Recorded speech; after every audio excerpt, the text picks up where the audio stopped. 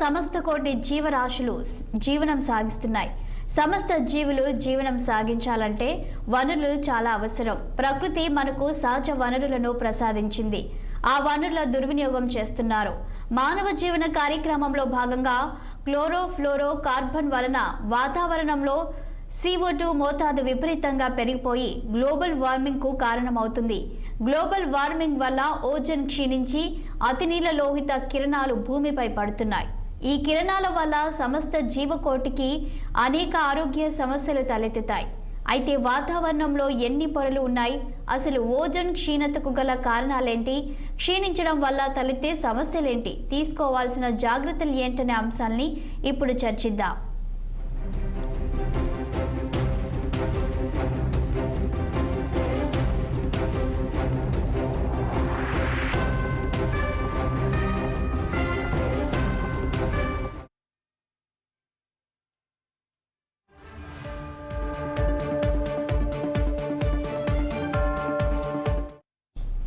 వాతావరణం 3 రకాల ఆవరణాలను కలిగి ఉంటుంది. అవి ట్రోపో ఆవరణం, స్ట్రాటో ఆవరణం, ఐనో ఆవరణం. ఈ స్ట్రాటో ఆవరణంలోనే ఓజోన్ అతి తక్కువ పరిమాణంలో 25 కిలోమీటర్ల ఎత్తులో ఉండి సూర్యుని నుండి వెలువడే అతినీల లోహిత కిరణాలను హరించి భూమిపై ఉన్న సకల జీవరాశికి రక్షణ కల్పిస్తూ ఉంటుంది. కానీ నేడు ఆ ఓజోన్ పొర పలుచబడడంతో సమస్త ప్రకృతి ప్రమాదంలో పడింది. వాతావరణం, శిలావరణం, జలావరణం, జీవావరణం అనే 4 ఆవరణాలు ఉన్న పర్యావరణంలో జీవావరణం అనేది మిగిలిన 3 ఆవరణాలపై ఆధారపడి తన ఉనికిని కాపాడుకుంటూ ఉంటుంది. అలాగే ఈ వాతావరణంలో కార్బనం, నత్రజని, హైడ్రోజన్, ఆమ్లజని మొదలైన వాయువులతో పాటు ఓజోన్ అనే వాయువు కూడా ఉంటుంది. ఆమ్లజని అనే అణువులో 2 పరమాణువులు O2 ఉంటే ఓజోన్ అనే అణువులో 3 పరమాణువులు O3 ఉంటాయి. అందుకే ఈ ఓజోన్ను ఆమ్లజనికి మరొక రూపంగా పిలుస్తారు.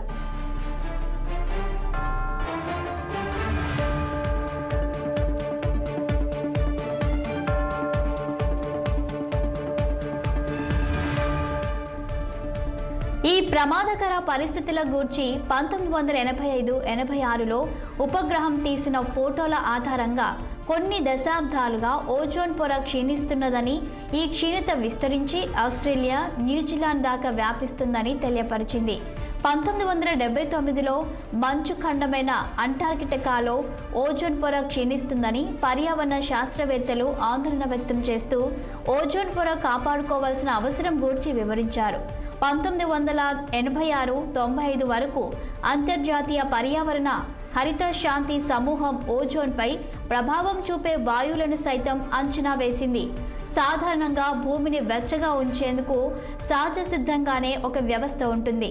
వాహనాలు, పరిశ్రమలు వెలువరించే carbon dioxide, nitrous oxide, carbon monoxide, methane వంటి విషవాయువులు భూ వాతావరణంలోకి చేరడం వలన సహజ సిద్ధమైన వ్యవస్థ దెబ్బతిని భూగోళం త్వరితగతిన వేడెక్కుతుంది. దానివల్ల పలు రకాల సమస్యలు ఉత్పన్నమయ్యే అవకాశం ఉంది.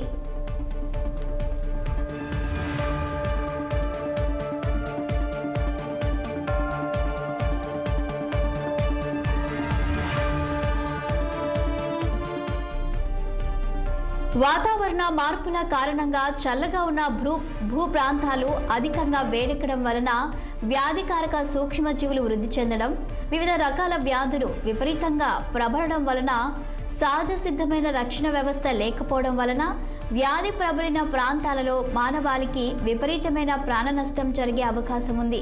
అక్కడక్కడ సంభవించే భూకంపాలు, సునామీ వంటి సంఘటనలను ప్రకృతి వైపరీత్యాలు అనడం కన్నా మానవ వికృత చర్యల ఫలితమే అని ఒప్పుకోక తప్పదు.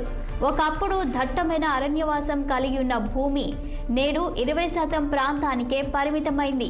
అందుకు కారణం సాంకేతికత, అభివృద్ధి అనే పేరుతో 5 వంతులున్న అటవీ ప్రాంతం మానవుని వికృత చేష్టల వలన 4 వంతులు నాశనమైపోగా కేవలం 1 భాగం మాత్రమే మిగిలి ఉంది.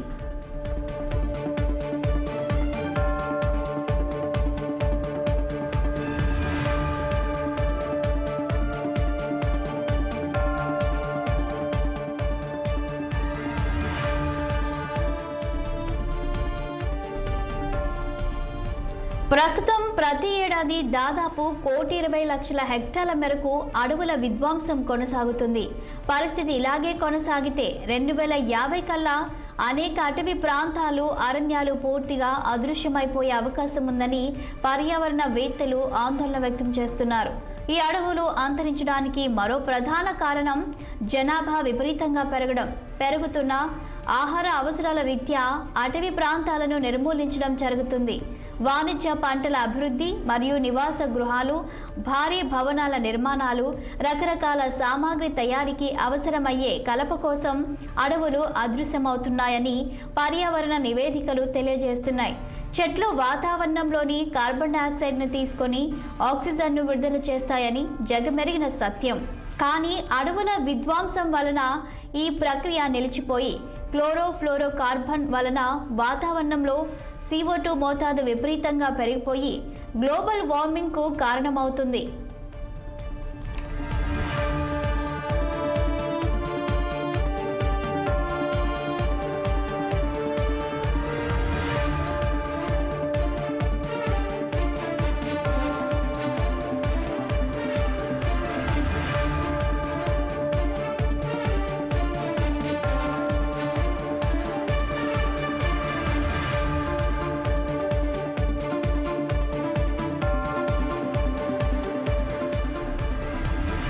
చెట్లు వాటి వేర్ల ద్వారా భూమిలో ఉన్న నీటిని వాతావరణంలోకి తేమ రూపంలో విడుదల చేస్తుంటాయి.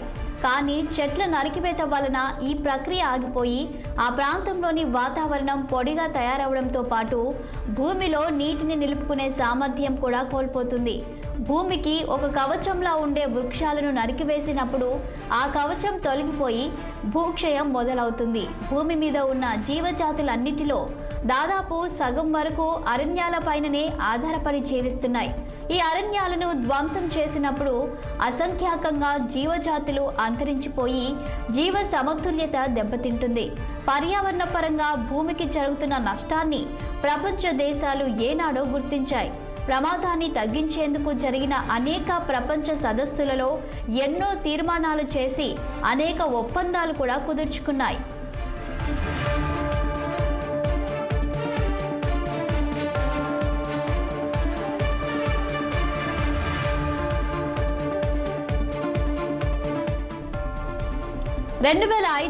ఐక్యరాజ్య సమితి ఆధ్వర్యంలో inter governmental panel for climate change సంస్థ ఒప్పంద ముసాయిదా ప్రకారం ఈ ఒప్పందానికి అంగీకరించిన దేశాలన్నీ తాము వాతావరణంలోకి విడుదల చేస్తున్న గ్రీన్ హౌస్ వాయువులను 1990 నాటి స్థాయికి తగ్గించుకోవాలి.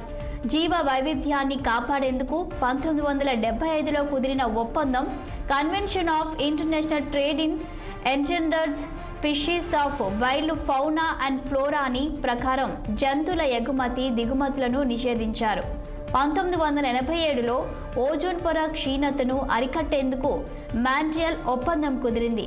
దీని ప్రకారం ఓజోన్ పొర క్షీణించేందుకు కారణమవుతున్న రసాయనాలను ప్రతి దేశం నిర్దిష్ట ప్రమాణాల మేరకు తగ్గించుకోవలసి ఉంటుంది. 1989లో ప్రమాదకరమైన విష వ్యర్థాల రవాణా వ్యాపారాలను అరికట్టేందుకు బేసెల్ కన్వెన్షన్ ఏర్పాటైంది.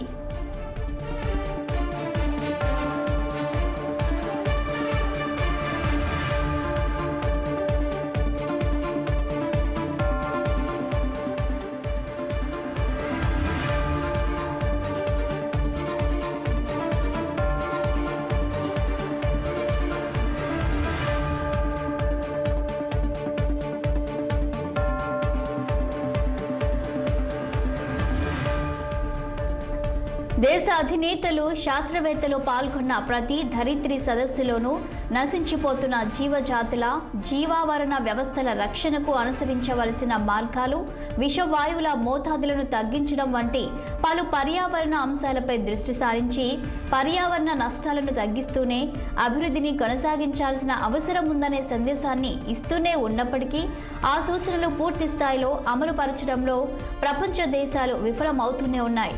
2023 సంవత్సరంలో మన భారతదేశంలో జరిగిన G20 సదస్సులో కూడా పర్యావరణం ప్రధానమైన అంశంగా చర్చకు రావడం జరిగింది. ప్రపంచవ్యాప్తంగా వాతావరణాన్ని అతలాకుతలం చేస్తున్న గ్లోబల్ వార్మింగ్ నివారణకు గాను ప్రపంచంలోని ప్రతి వ్యక్తి తన వంతు కర్తవ్యంగా గాలి, నీరు కలుషితానికి గురి కాకుండా ఎవరికి వారు స్వీయ క్రమశిక్షణతో మెలగవలసిన అవసరం ఉంది.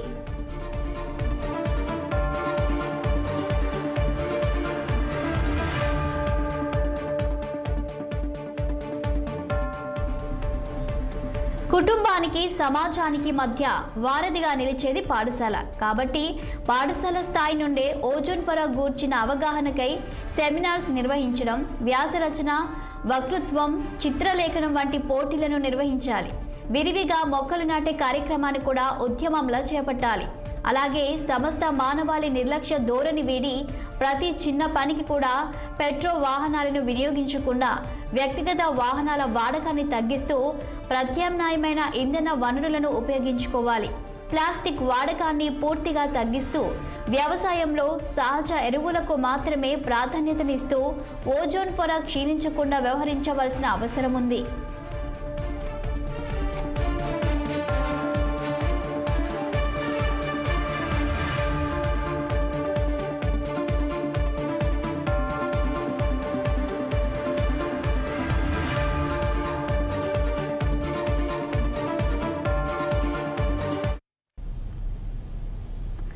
కాంగ్రెస్